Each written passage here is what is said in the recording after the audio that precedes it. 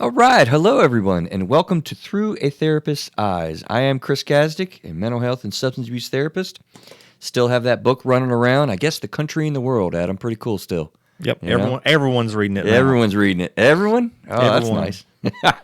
Rediscovering emotions and becoming your best self. So this is Through a Therapist's Eyes, the podcast where you get personal insights directly from a therapist in your own home or personal time in your car. But we are not engaging in the delivery of therapy services in any way.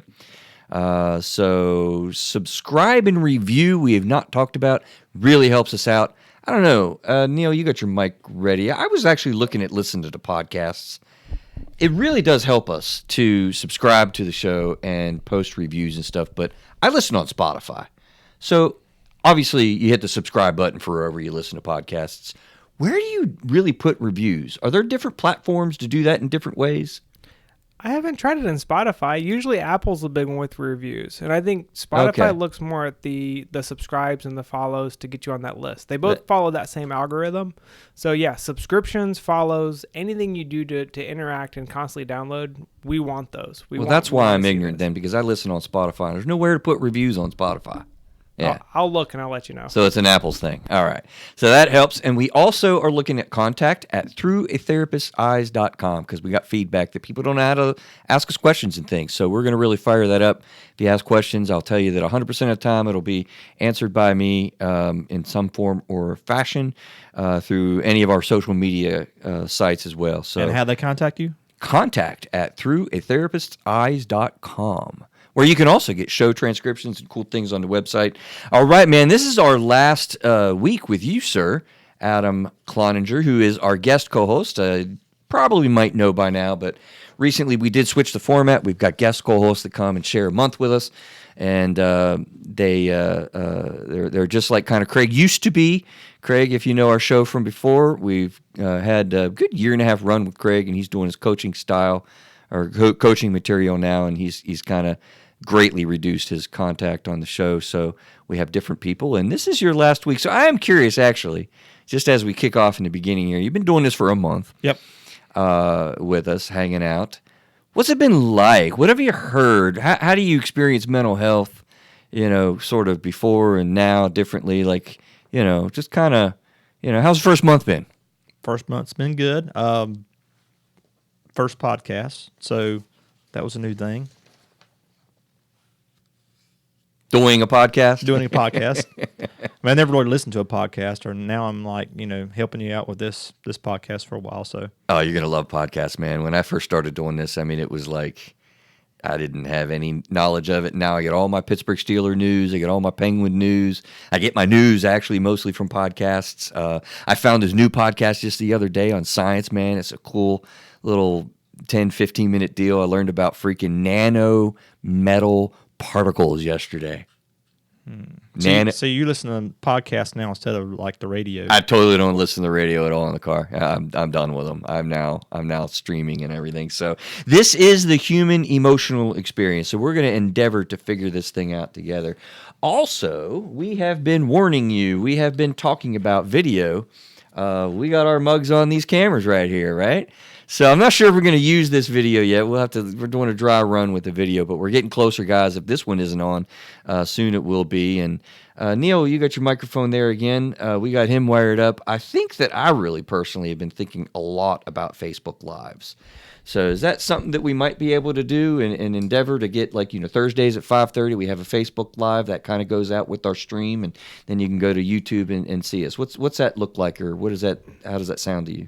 Yeah, we could definitely now with the way we're doing the videos, we can definitely tie into Facebook and just stream that way. So we can make these live. So if you want to tune in and watch us, you can do it that way versus waiting to download it on Spotify or iTunes. I thought so. So if you enjoy the show and the content, Thursdays is when we record. We'll probably pretty much be recording on Thursdays, and I think we can incorporate it into a Facebook Live. I think that'd be really cool. I was actually talking to somebody about that in my office today.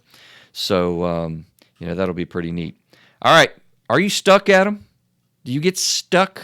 Everybody gets got stuck. You down? Yeah, everybody gets stuck once in a while. Right? Mm-hmm.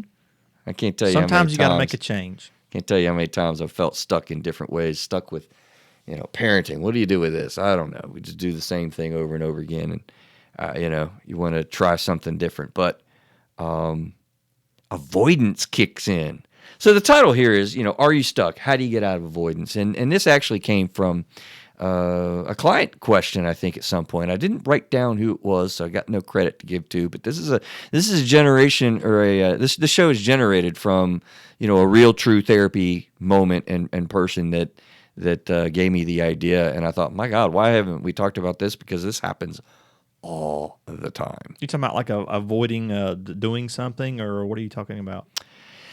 Well, a good segue, right? I mean, I always like to talk about what these things are. I mean, I'm a big definitions guy in a sense, because you think about all the things you talk about, and you use words, and a lot of times people don't really know what the meanings of things are. Now, I know everyone knows what the meaning of avoidance is, but when I hit this definition, you're going to be like, oh, well, that's a certain part of it that you don't really think about. And so, yeah, what is avoidance, and how does that relate to continuing to be stuck when you feel stuck? Because I think they're highly relatable, for sure. There's a little bit of a difference, but check this out. Let's go there, right? What is the definition? So the action of keeping away from or not doing something. Or a second definition, kind of actually, I didn't know this, but avoidance is a legal term. You ever think of avoidance as a legal term? Mm-hmm. Oh, you have? Yep. All right. What's avoidance in the legal world? Like avoidance for. Trying to think of an example. I'm about to be impressed. No, I don't know about that at all. Oh man, I'm bombing here. Now you're stuck. I'm bombing here. Well, I'll save you. Okay, save me. I'll save you.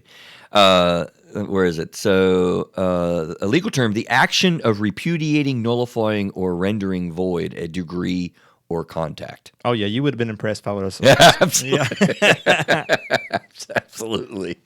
Yeah, I didn't realize it was a legal term, but I also didn't hear. I don't think about, when I think of avoidance, I think of it almost as an adjective, right? It's a state where you're avoiding something, maybe a verb, where you're really avoiding, and it really is more of a verb. I mean, the definitions that stuck out in my brain is action. Mm-hmm. This is an action that you're taking to avoid something that you're avoiding. And I don't think people think of, well, I'm just avoiding X, I don't want to deal with it or whatever. They don't really. It's almost like a result, right? Mm-hmm.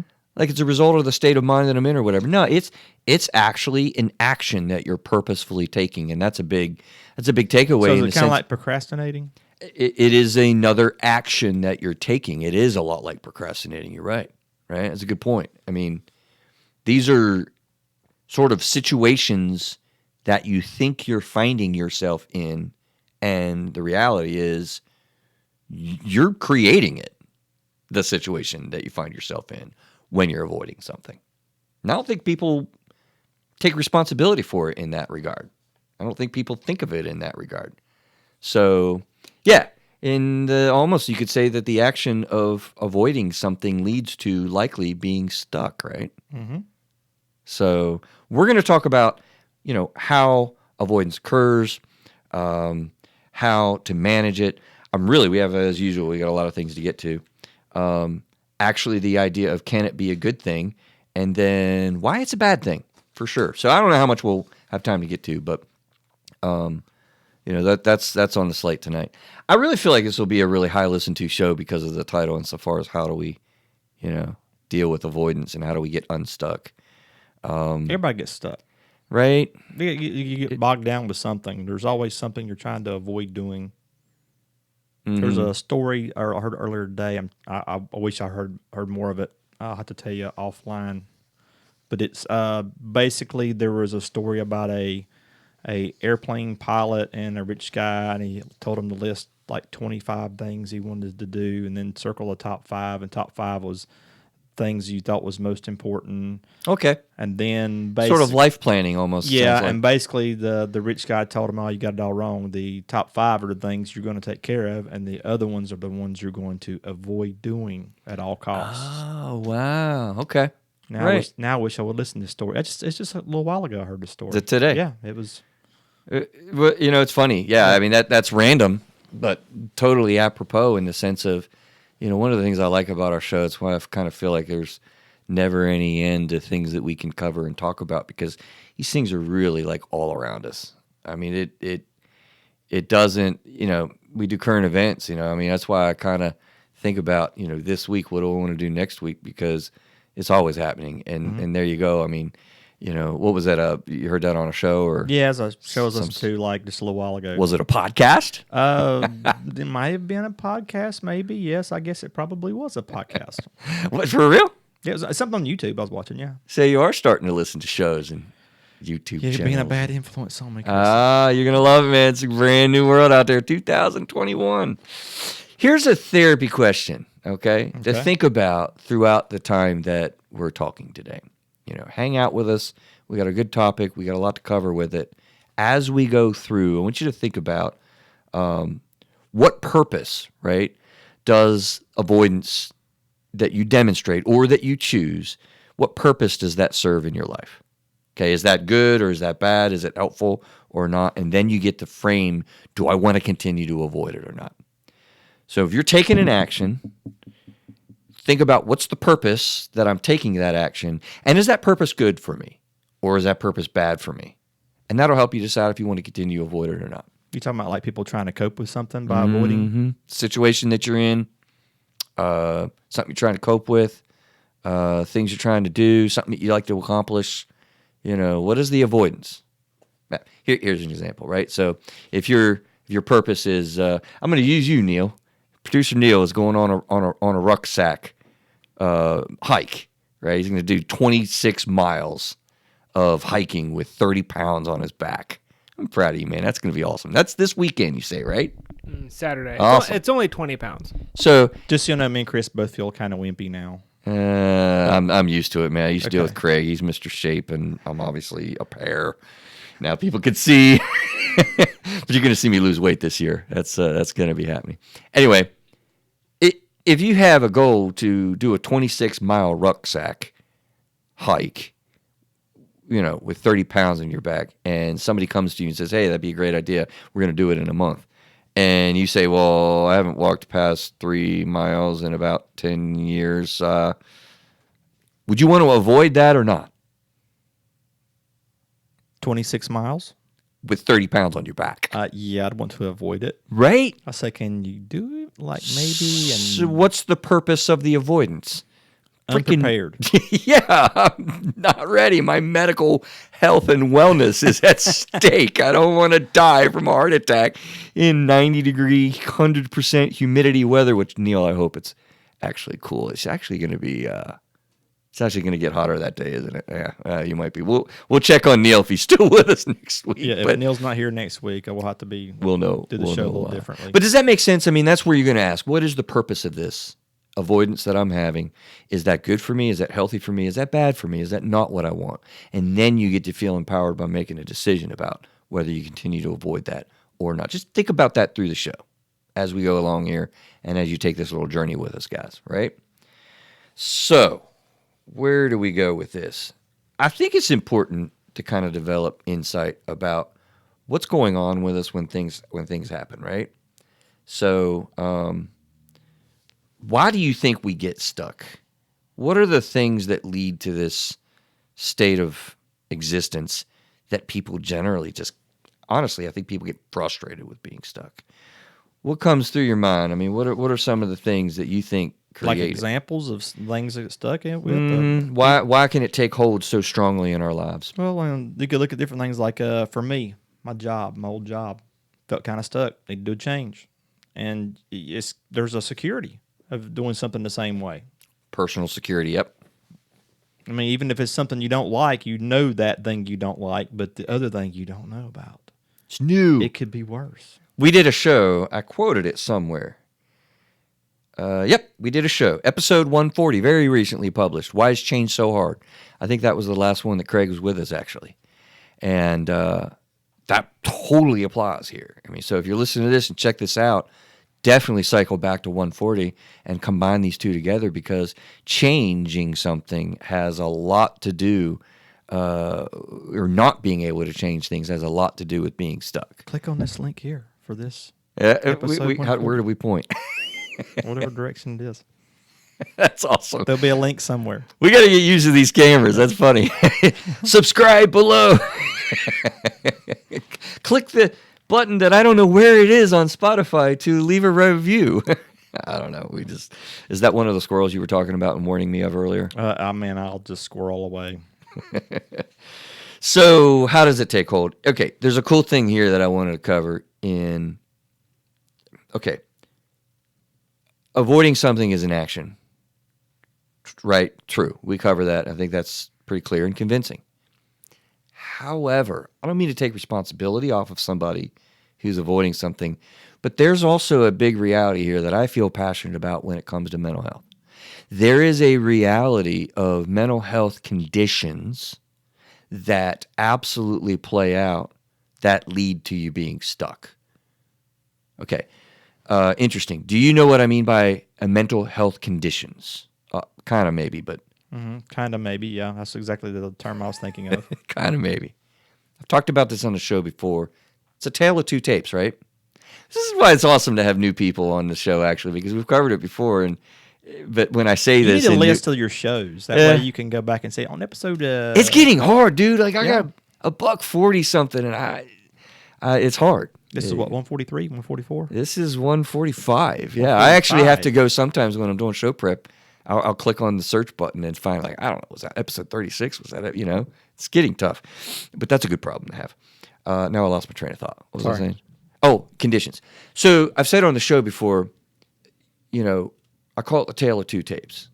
So on the one side, you definitely have biological realities that drive the way that we feel, right? Like, the limbic system, genetics play a big part. Really, nutrition, exercise, that type of thing. That drives how we're feeling. But you got this whole other side of the tale of two tapes of the social and emotional reality. So your primary life experiences, your primary life's relationships, the daily stress, the grind, that also drives, how you feel. So you got this combination of biological and social and emotional that uniquely combine to create what it is that, that you're experiencing, right? So that's the tale of two tapes. And the reality of it is here, we're talking about this side.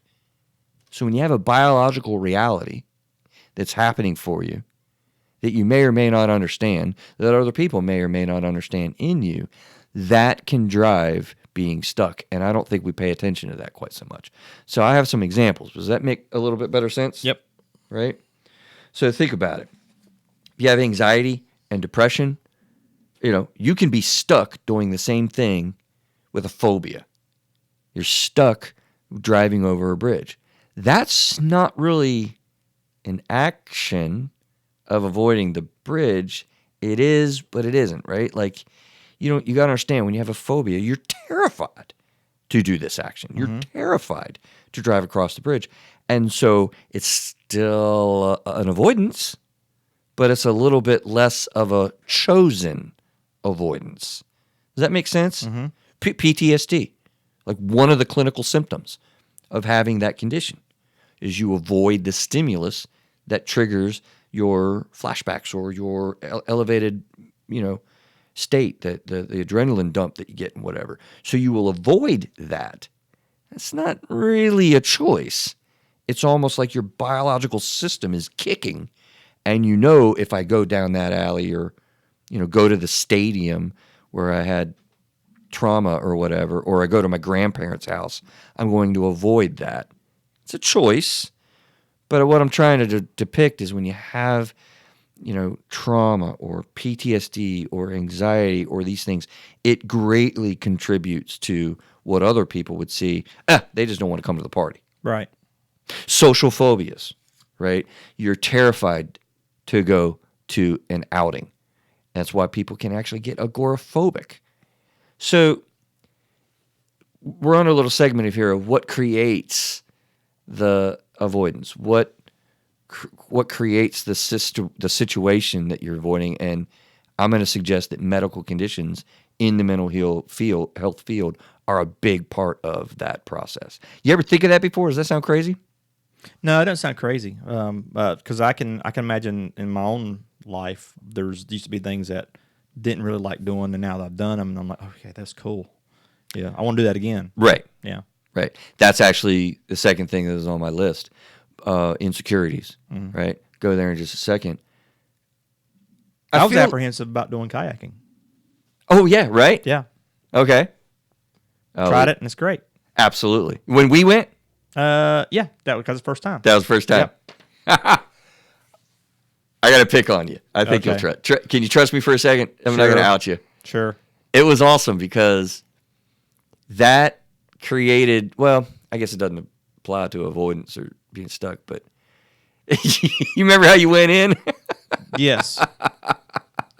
So you were a little bit, avoidant, a little bit, pushing through it and dealing with it. So that's how we could tie it to this conversation. You pushed through it, and you actually went like, rampage. It was like this ramp, if you see, and he's going down the ramp, and he pops the boat up on the top of the ramp. You're like, shoo, flew down on it, and I'll feel you. You fill him in with what happened. You're doing fine. Go ahead. I'm doing fine. So he goes down like his freaking raft ride that you see in the carnival, where the log rides and stuff, and the water just crashes over. It's about almost sinking. So now you're in the boat like this. He's supposed to be leveled out, and he's like tail end is like waterproof down. It was funny. It was funny. So, how easy is it to push through that avoidance when you don't have anxiety versus when you have terrifyingly overwhelming anxiety to do something new? Do you see that's a great point? It's totally different. Totally different. And people that don't have anxiety cannot realize the reality of the difference between those two situations. This is why people literally have terrifying anxiety in going to a grocery store. They have to build up. Like I literally have sessions where I'm behaviorally talking. I'm talking about your self-talk. I'm talking about get a friend to kind of support you that knows you'd struggle with this, whatever, to support you to we'll talk it up all for the entire session for the goal of going to a grocery store sometimes. Now that's somewhat of a more involved example, but it's crazy. I can see that. I can see that. I mean, I can see, if somebody goes through a split up or something like that where they don't want to go out. I guess they're avoiding. They're making that choice of avoiding to go out. It's a state of grief that you might find yourself in. You're grieving. You literally don't have motivation. You do not have energy. You are super sad. You are tearful. You are just not wanting to be around people. You are wanting to isolate. These are what happens with actually depression and grief. But so yeah, I'm not going to go to the party. Thanks for inviting me. I'll check you later. Right? Mm-hmm. There's another thing you just mentioned though. Insecurities. That's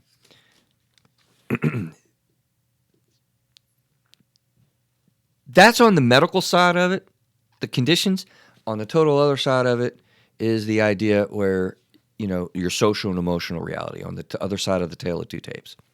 So insecurities are raging, and that's also something that's not biological, really, but that's a different type of anxiety. You can almost call it lower grade, honestly, but you can be pretty insecure and have, that avoidance take over. I'm insecure, so I don't really want to date. Can't tell you how many people I'm like, I'm just not interested in dating. That's always a clue to me in my head. Like, oh, okay. So, well, let's talk about that, right? I don't want to be on a podcast. Okay, I guess I'll try it. Yeah, So those are the little tips. That's kind of like, well, there's some life experiences, there's some, life's relationships. It's on this side of the continuum for sure. So I would do that a lot of times when I'm working with people. Is it on the right side, the medical side of Tale of Two Tapes, or is it social and emotional? And that really determines how you deal with it. Honestly, I didn't think about that, but when we're talking a little bit about how to manage avoidance, that makes a big difference. Because if I'm working with you and I'm identifying OCD, let's just say. Right? And that's very different than if I'm working with you and I'm identifying some of the abandonment insecurities or some of the self-esteem, issues that we can have. I'm going to go in totally different directions. Right. And how to get unstuck and how to how to deal with avoidance. Totally different. So I didn't plan that, but that's cool. What else? Insecurities, stuck. Stuck is a little bit different. Sort of a part of avoidance. I was thinking through it. It can be a component of what I see in therapy all the time, though. So check this out. This is a cool advice piece that I'm going to throw. Okay. You know how many times people come in to me and they say, like, Chris, I don't know. I've had a good week. I don't really know what to say. I don't know what to say. Any idea how often I hear that? Every day. Maybe every other day. You don't hear it like once a day by maybe a different person? I see 6 to 8 people a day oftentimes and stuff. And I would say actually probably no, not every day, but very, very often, 100% every week, that'll come up. I almost said at the beginning of the show. You don't have anything to say? I'm like, This is true. Yeah. This is true. And here's the answer for that. So let's go with that. Okay. So what is it that I asked you earlier? I said something about beginning the podcast, something along those lines, and I asked you. It doesn't matter. Yeah. But you did hear it about 15 minutes ago, and you're like, yeah. Okay. When you don't know what to say, here's the advice. All you have to do is expose your thoughts, whatever it is that you're thinking. You might say, well, I'm not thinking anything. I'm going to reframe. When I hear I don't have anything to say or I don't know what to say, to me, that means I'm not comfortable saying what I'm thinking, or I'm avoiding, if you will, not to say what I'm thinking. That's what's happening. You cannot have a question posed to you and not have thoughts about it. Then I definitely should have said I'm not thinking anything. Right? That would have been awesome. Would have been awesome. It Yes. would have been an awesome segue. We're not that coordinated yet, but you didn't know. No, you see what I'm saying? Yeah. So the advice that I have is when you're like kind of talking with somebody, maybe you're hanging out with your friend and you're avoiding, right? And you kind of say, well, I don't really have anything to say. Or I don't know. All the time I hear, if somebody's crying in front of me, I don't know what to say. I don't know how to respond. What am I supposed to say? Simply ask yourself, do you want to become more vulnerable? And just say what your thoughts are. That's all you need to say. Or choose to just say what you want to say. If I don't have anything good to say, I'm not supposed to say anything at all, right? Well, that might be a good choice. But realize when you don't know what to say, lean back on your thoughts. Because I guarantee you have them. Might not be nice thoughts sometimes. But that's when you don't say, right? Okay, where are we at? God, we are having so much to cover. I need to talk faster, I guess, right? Why I can take hold, being stuck, the advice. Okay. Fourthly, I was thinking about how, when you are stuck, sometimes like what I was just saying, you don't want to say what your thoughts are. There is a little bit of a challenge, and this is a little bit of a theory on my part. I kind of feel like, anything about learning disabilities? You ever come across people with learning disabilities? They can't process data well, right? Mm-hmm. A reading disability. My son has a reading disability. He literally just anatomically cannot, did I say that word correctly? There's a word. Anyway, auto-processing. There's a really cool word. I could have just sounded smart, but now I sound stupid. I hate when that happens. Was it dyslexia or whatever? Yeah, he has dyslexia, and his data processing in his brain is different. So, with dyslexia, what I've learned is you see the data with the words, and then you process, the meaning of the words, so you get like the whole story. And then if you want to relay that story, you process that storyline and that meaning and that abstractness into a set of words and to make a sentence. That's a big, complicated data processing. You get your eyes, you get your thought, cognition, and then you get your speech. And your brain has to process that data to interpret and then reinterpret and then express. That is on a continuum, I think. My theory is that everyone's on a scale with that. Mm-hmm. Maybe not a learning disability by any measure in the levels that we look for to identify a learning disability, but some people probably data process, boom, out of this world. Other people, like me, a little slow up in the intake. It's like speaking two different languages. It really can be like speaking two different languages. Exactly. Go a little further with that. What do you mean? Well, I know somebody that speaks Spanish and English, and they do their math in Spanish. Right. So when you're talking to them and you're, calling out numbers, they're processing. So you're saying 545, and they're doing. What's that mean? They're like processing. They're thinking, okay, 545, and they're doing the number in Spanish in their head, and then you say 545 times this, and they're doing, okay, 545 times this. Then they have to convert it back to English to tell you what the. Absolutely. I got an example that a lot of people could probably understand. I hate it when people quote military time to me. Do you know that? Why? Because I don't think that way. Neil, you're smiling. I can't think it. You tell me 1800. Sure you can. 6 Dude, o'clock. no, I can't do that. I can't do that. 12:30. That's 12:30. I know, right? Well, no, actually, it's not. Not all time. Not all time. 0:30, isn't it? It can be 30 or 12:30. See, I can't process that. I do not have that ability, and so people that do that, yeah, it's really. So my point is, when you get stuck and when you're avoiding, stuckness can really be created by how we process data, and so we have to be sensitive and aware of that. Okay, fear we mentioned, and also just sort of other factors such as negative self-talk, poor self-esteem, negative influences on our life. A critical person, that can absolutely perpetuate being stuck when you have a critical person in your life. Various life disadvantages like poverty and other sort of things. So, okay, that's what it is. This is what takes a big hold on us. What the hell do we do about this, man? How do we get out of avoidance? A lot there, right? Let me see what your brain does. Okay. How do we get out of avoidance? How do we manage this? Set and write down goals. Make a small step. Break things down in small pieces. Meditate. Exercise positive self-talk. Go to a job interview and situation. How do you use the power of positive thinking? The Power of Positive Thinking is a book by Norman Vincent Peale. Totally helps. Number 6, recognize and redesign what avoidance has provided in your life for you. That'll get you out of it potentially. Motivational interviewing, you contemplate it, and then you pre-contemplate it. You contemplate what's going on, and then you take action, and then you review, and then you can go back to contemplating through. We'll talk about motivational interviewing. Self-care, oh my God, that comes up again, right? Mm-hmm. If you self-care, check out, you can get into taking action. Many emotional management skills. I'm just going to say that. Express the decision that you have, or express the fact that you're avoiding. I'm not really sure if I want to do this, really. And then it makes it real, and thus you can defeat avoidance that way. I got a list, right? Right. Ask for an accountability partner. Get somebody to help you manage it. Asking for help, especially if it's connected to larger things in life, like the mental health conditions we were talking about.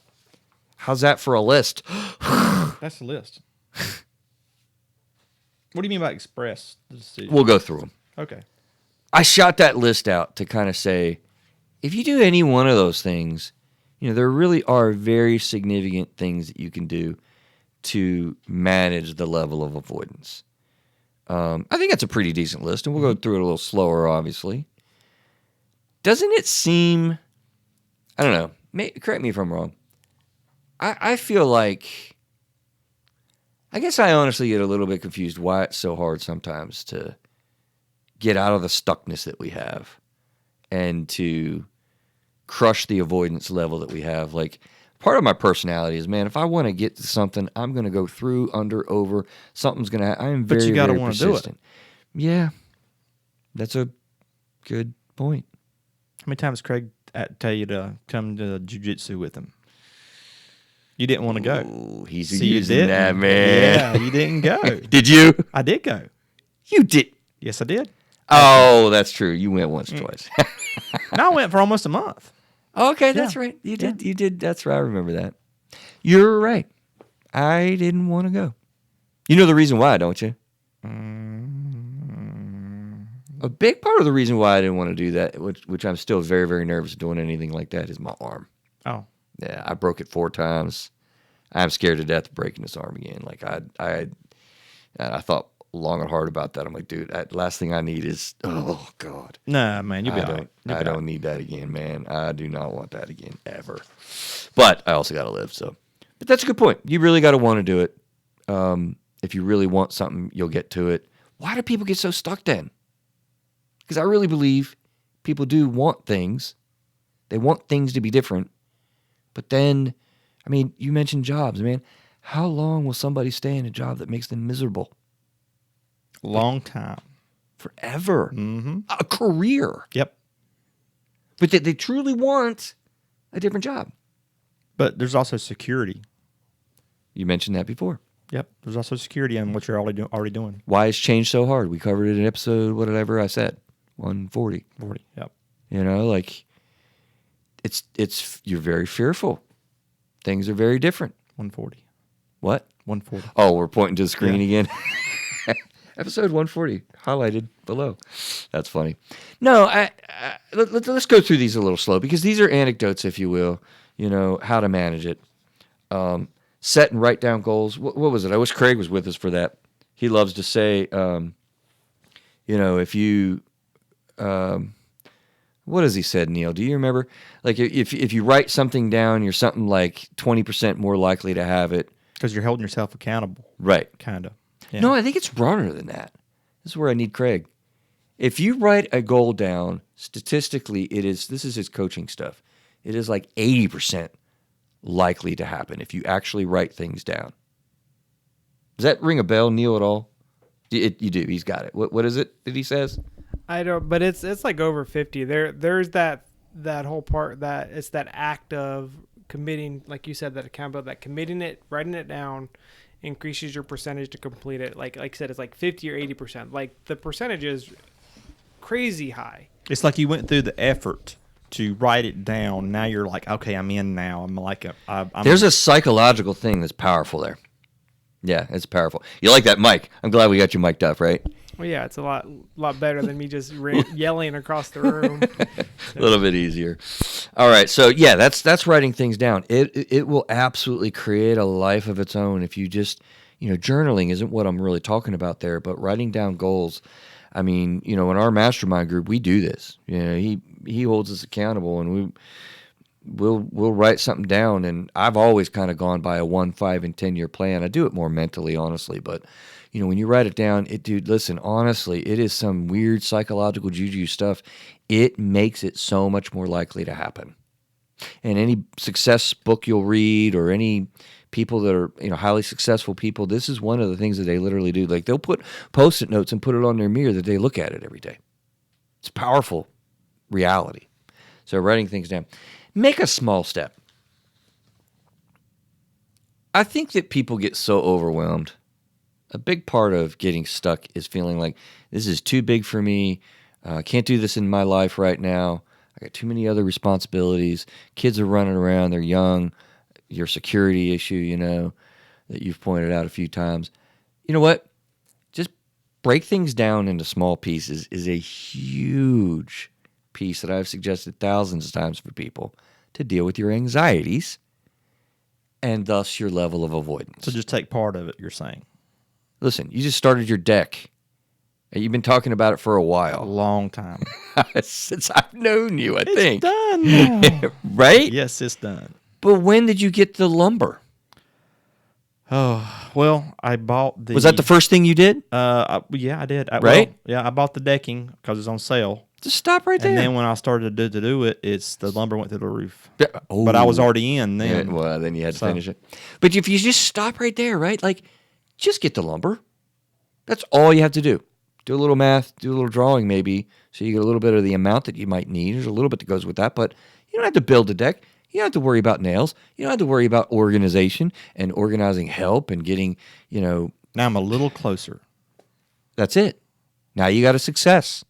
You can build on that success because now all you got to do is get enough of the other supplies like nails and screws. They're called quick wins. Quick wins. Quick wins. Absolutely. So if you're avoiding something and you want to get somewhere, just seriously, this is a powerful step. Just take a small step towards it. Challenge yourself. Put a time frame on it and write it down. Guarantee you that'll happen. So I actually combine two together. 2 and 3. Break things down into small pieces and take a small step. Meditate it on it. You ever... Oh, no, okay, that's the power of interviewing. Exercising positive self-talk. I was going to talk about the idea. How are we doing on time? To get into...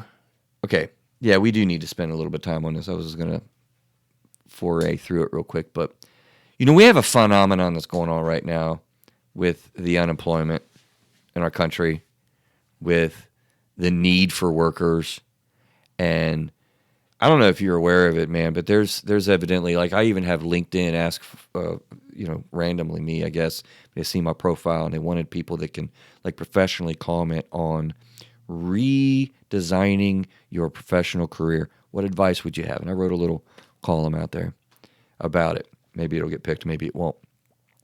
A lot of people are going to be job interviewing. A lot of people are really considering, I want to make a change in my life, my career, and boy, that's scary. And how do you go about that? And that's a good time. It is a good time. It is a really good time. I think there's a lot of waiters and waitresses out there that are thinking this way. A lot of our service industry, maybe people have actually through the pandemic been doing training and they're getting ready to launch.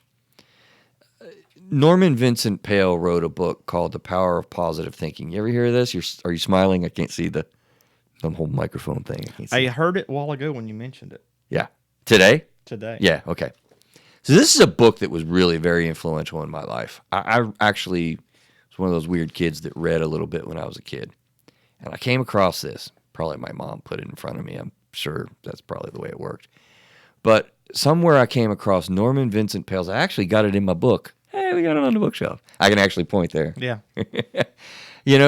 Norman Vincent Peale, The Power of Positive Thinking, revolutionized before I knew what behavior or cognitive behavioral therapy was and changing your thoughts and kind of moving with that. If you visualize, if you think about something negatively, how many people imagine the worst case scenario? How many people imagine being, not accepted for the job, or they're going to look down on me and criticize me and judge me when I say something stupid, or, there's no way that I'm going to get this job. Dude, if you're thinking negatively, you don't got a shot. I mean, you don't have a shot. But if you go in there with a positive attitude, a positive vibe, see it before it happens, visualize this thing coming out on the other end positively and strongly and a benefit in your life, you will. The power of positive thinking is real. Can I make that statement? Mm-hmm. It is very, very real. So, okay. Wanted to cover that because a lot of people are job interviewing. Let me just say this real quick. Yes. About this, people looking for jobs. Now is the time. There's so many companies looking for somebody to apply. If you're wanting to make a change, now is the time to make that change. Infomercial, man. Kick it. Go and make that interview. If they offer you the job and you can always turn it down. Just go do the interview. What's the worst that can happen? They offer you the job that you've been wanting your whole life, or you can go back and do the same thing you were doing. Either way, just go do it. I love what you're saying because, you defeat with that line of thinking. That's a perfect example in real time of what it is that we're trying to execute. Think about if you could say that to yourself. I love the way you just did that. And you just did a service to people that are listening. Internalize that. Repeat that to yourself. Push, stop, pause, rewind, play it again if you want somebody else's voice. But learn how to do that with yourself. You'd be shocked and amazed. Listen, I've been doing that, and I actually wrote a book. One of my worst classes in all of college and grade school and high school was? What's that? Guess. Worst class. They call it ELA now. English Language Arts. ELA? Yeah, English Who needs Language that? Right? I sucked at it. I have no business writing a book. Seriously. Thank God I have my editor, though. Courtney, she is awesome. But there's no reason for me to think negatively about that. And I am going to start writing a second book. I've already started. Actually, that's a little bit of newsflash. Got the second one in production. We're looking forward to it. Right? It's going to be on marriage, too. It's coming.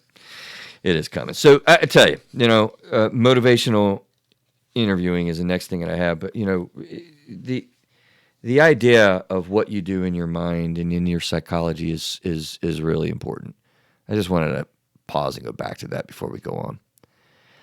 So I don't know how much time I want to spend on this. I know people are going to be confused in listening to motivational interviewing, but clinicians out there, it's a really cool thing to think about. When you're kind of trying to talk to your clients, it's a theoretical approach. I did mention it on a recent episode. It's interesting that came up in my mind. Two show preps together. I don't know, something's going on there, but the theory process is that when you're like, let's just take addiction and you're really trying to get out of the active addiction cycles that you're in. There's a concept where outside of a circle. You're over here. Hey, I could do this with the camera. I talk with my hands a lot, right?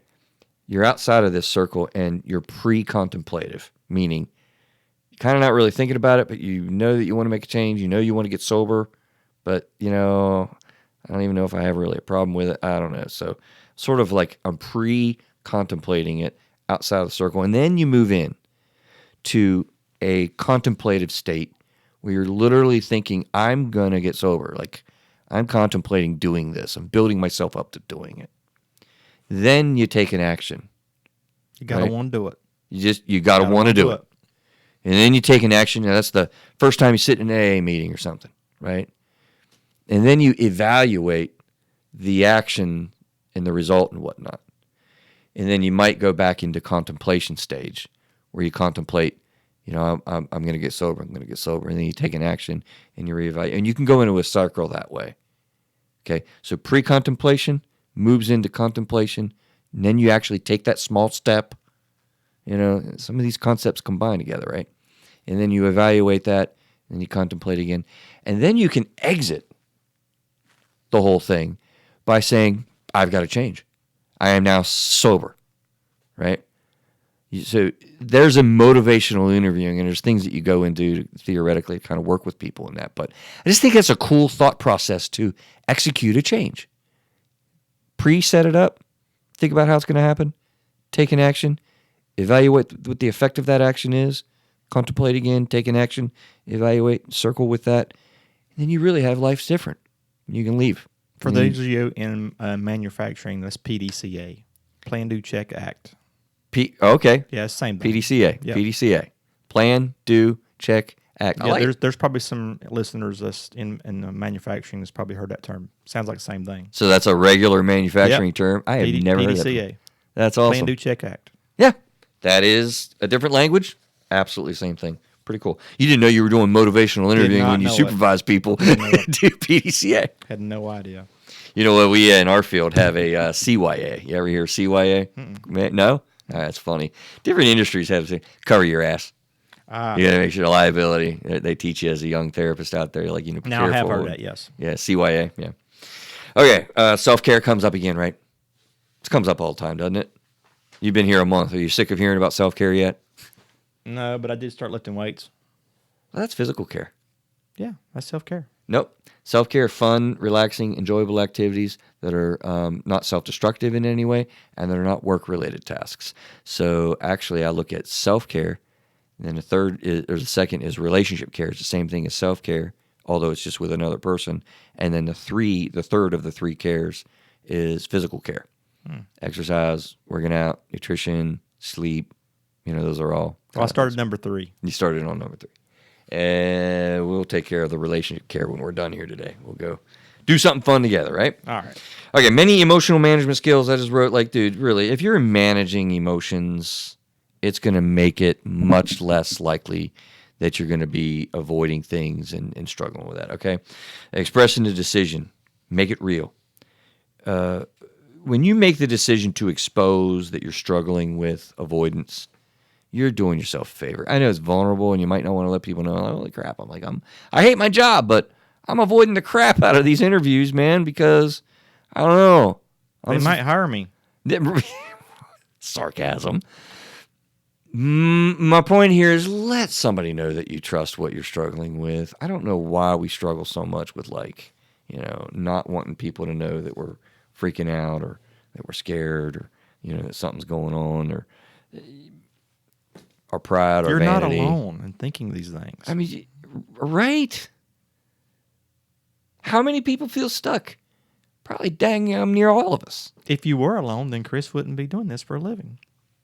There's a good point. There wouldn't be a need for you to do this. There would be an industry that's very secure, I would say. I might have the most, particularly with the pandemic, the most secure industry in the the world. Mental health. But that's a side note. You're right. You're not alone. I'm glad you threw that out there. You're not alone. If you think this way, I guarantee you your next door neighbor has thought this way. So, express it and let people know. And honestly, I don't know what it is. Like when you let somebody know what you're thinking and feeling, it suddenly gets that much less energetic in your system. Can't explain that. don't really purport to even understand that. But I know that that's, you ever hear rip the Band-Aid off and, expose what you're struggling Or the term, with? get it off your chest. Get it off your chest. Relieves the pressure. Mm-hmm. Perfect, right? Ask for help was the last thing I put there. You know what? When you're identifying that there's actually big things in your life and wondering, do I have depression? Do I have anxiety? What's going on with me? Yeah, go get help. Don't try to do it alone. Don't do that. It's a bad idea. So there you go, right? What is avoidance? Why does it take such a strong hold? How do we manage anxiety? Shall we move on? You're like thinking. No, you said, shall we move on to Good point. Can this be actually a good thing? avoiding? Is avoidance, does it get a total bad rap? Well, obviously, It's natural. with his rucksack, I gave an example earlier with your health. Mm. It is natural. It does happen. Maybe there's something that's unsafe that your sort of spirit or whatever is picking up on, like, I'm not sure I should go do that. But rationalize and think about it. And if that's what you want to do, if you really want to do it, do it. Oh, boy. Should have had that on why does this happen. Rationalizations needs to be added to the list for the future show notes.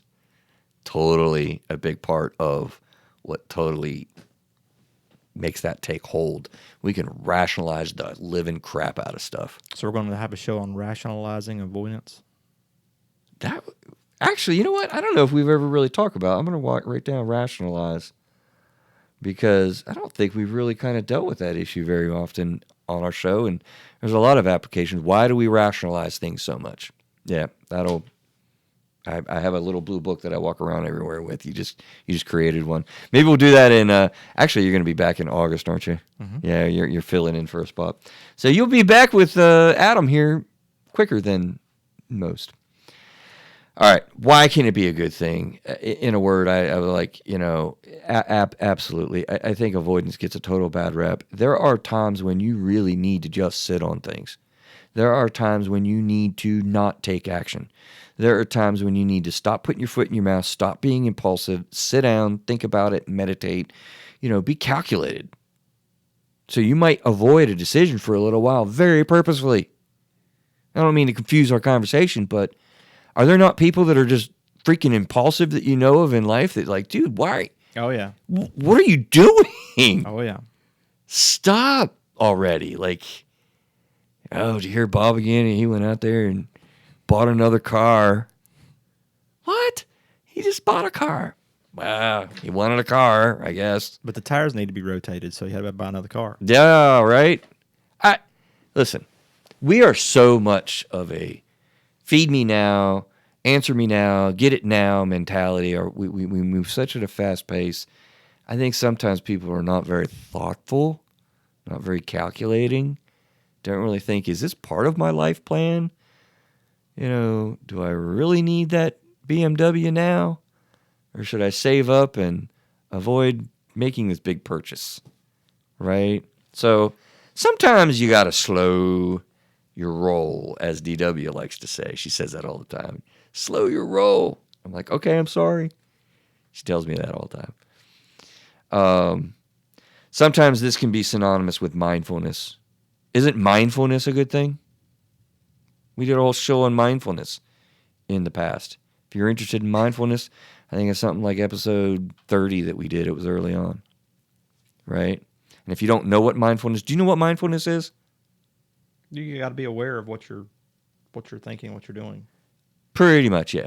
Yeah, it's a big therapy buzz term now. It's been a big deal, and a lot of frou-frou people, last you got to be aware. decades. You got to be aware of what you're doing and consequences of and everything. Mindfulness really kind of means being in the moment, right? Like we're too afraid of, what may happen. We're regretting what happened in the past, and mindfulness is being fully present now with what's happening.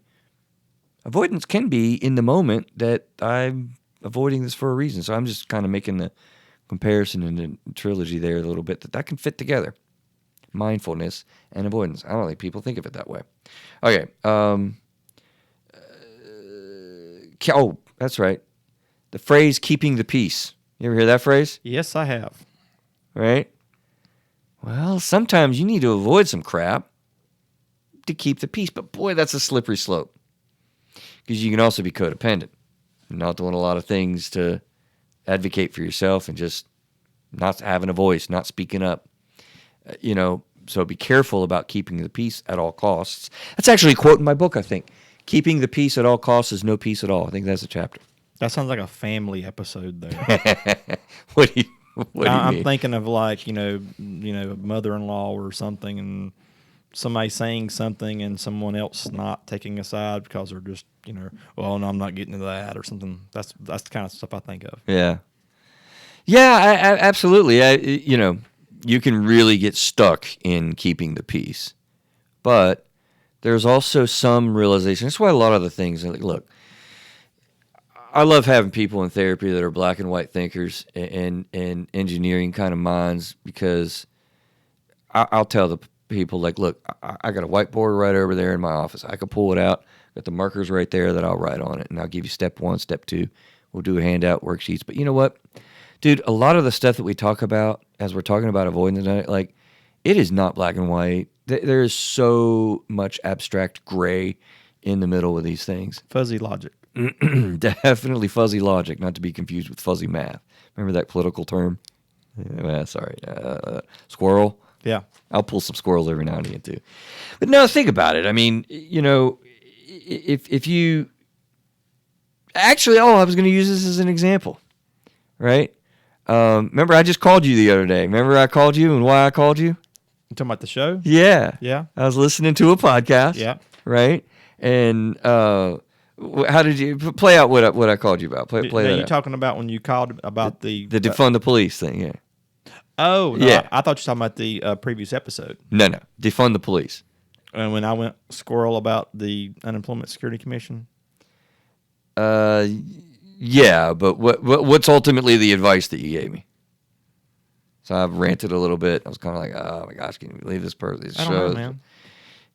You don't remember? I'm sure it was some kind of, Yoda, Jedi, awesome something. What was it? Calm down, Chris. Is that what I said? That's what you said. All right. Just calm down, Chris. It's fine, man. Right? My point here is that, when you're avoiding, there wasn't any reason to talk about what was ticking me off a little bit with what I was hearing. And the long and short of it is, we did an episode on defund the police. I mean, there was like somebody that was actually advocating on this show that, I want to defund the police and take all the funds away. And that's the first step to abolishing the police. Like, we're just going to live a life where we're not going to have any police. We need to think about problems in the world differently. I don't mean to be mocking, but I'm sorry. Right. It's come on. We're not going to be utopian and have no need for police forces. That's ridiculous in my view. Humbly, I say that. We can go on to it, but I need to avoid talking about that sometimes. There's politics. There are people, I just don't want to talk about politics with you. It's not. I try to avoid politics. Right. Yeah. To keep the peace at work or relationship stuff. Politics and that's not bad. That's sometimes a very good choice. Yeah. Right. So, also, lastly, I think, having a sense of avoidance can actually create some calmness. So the big point is again, what do we ask to think about through the show, right? What's the purpose of your avoidance? Is that healthy and helpful for you? Or is that destructive and not helpful for you? And if it's healthy and helpful to you, by all means, avoid the crap out of that person. Shut that thing down and don't relate to them as much. That's appropriate to do to create distance. But if it's destructive and not helpful to you, we had a list of things that will help you to manage it, right? So as we're going through and as we're winding down here, think of something that you're avoiding. Is it helpful in your life to avoid that? Is it healthy in your life to really avoid that? Sometimes there's toxic people you really don't need to be around that much. And we'll make those direct suggestions. So it's a good advice. Why can it be bad? Let's highlight. We don't have any time left, really, but some of the reasons why you really want to be careful about this is this can really affect other people in your life. when you're avoiding doing something, that does have an impact sometimes. And I think you got to consider that. I don't know. Does that sound too confusing? Because I don't want to explain that and spend much time on it. I think that's self-explanatory. Yeah. It totally defeats change.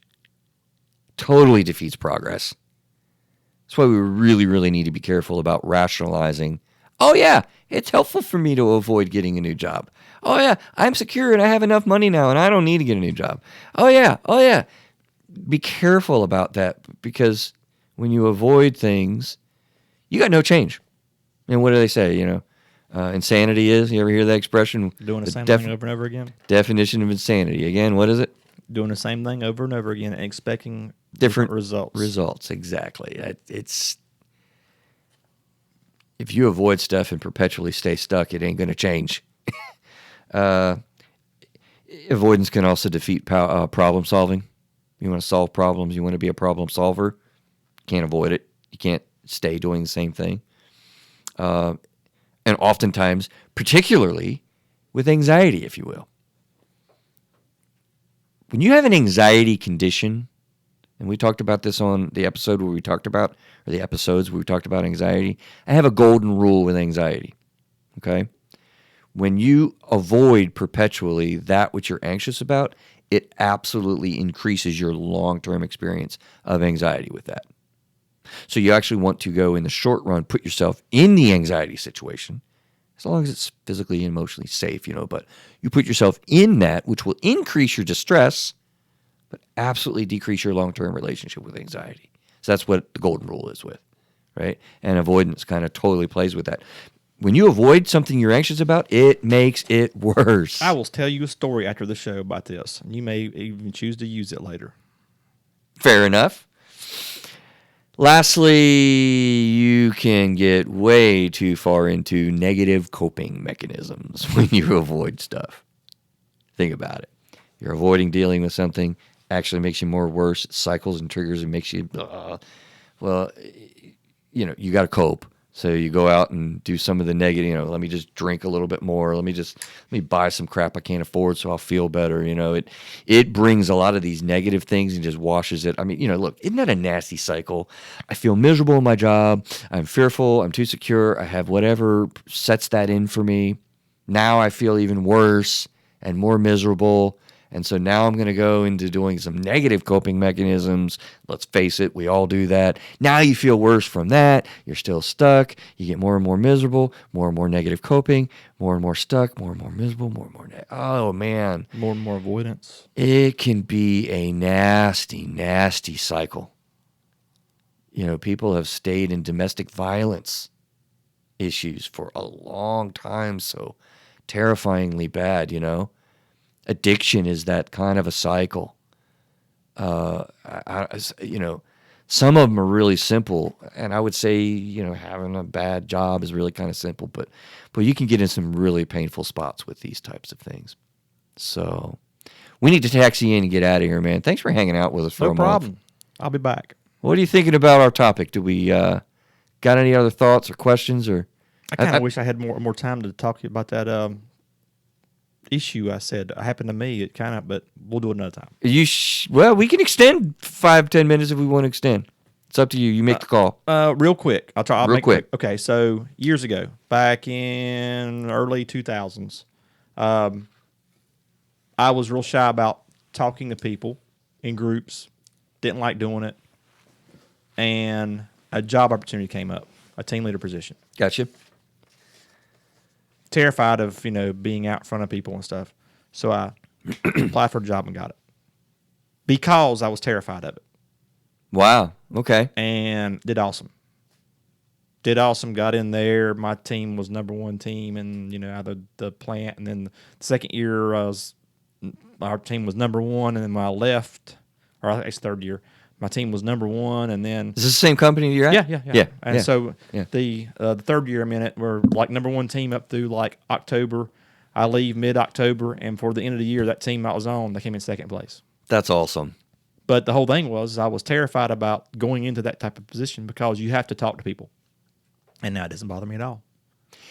I really appreciate you sharing it. I'm glad you opted to go with it because I think a lot of people can really identify with that. And thank you for the courage of hitting that. We're going to do a high five here in a minute. And the signification of that is we haven't done it in a little while, and we can do it live on camera. This is going to be historic. It's awesome. Whenever people share on the show, I like to do a high five that signifies like an attaboy and a good job. Look, man, the deal is on a few different occasions we've actually talked with the kayaking and then getting that job, and I suspect that's actually, I think that was probably really hard to do that, particularly as a younger man. Listen. Even when you have anxiety conditions, even when you're in the middle of grieving, even when you have PTSD or all sorts of life insecurities and stuff, like, can we just say at the end of the show here that you can push through that? That it is not hopeless? That it is something that you've listened to the show all the way through to that you can do? Like, I think that's absolutely, those are facts. And you just gave a good example of that. Particularly if it's elevated to the point of social phobia, like that's a big deal. And I work with people in my office to push through it. And I can tell you, people do it. So join us out there. If you're listening, thank you for doing that and pushing through with the things that you do. Closing thoughts? It was great. All right, we're going to do a high five here. We're out. We will see you guys next week. High five. Nicely done. See you guys. Have a good week.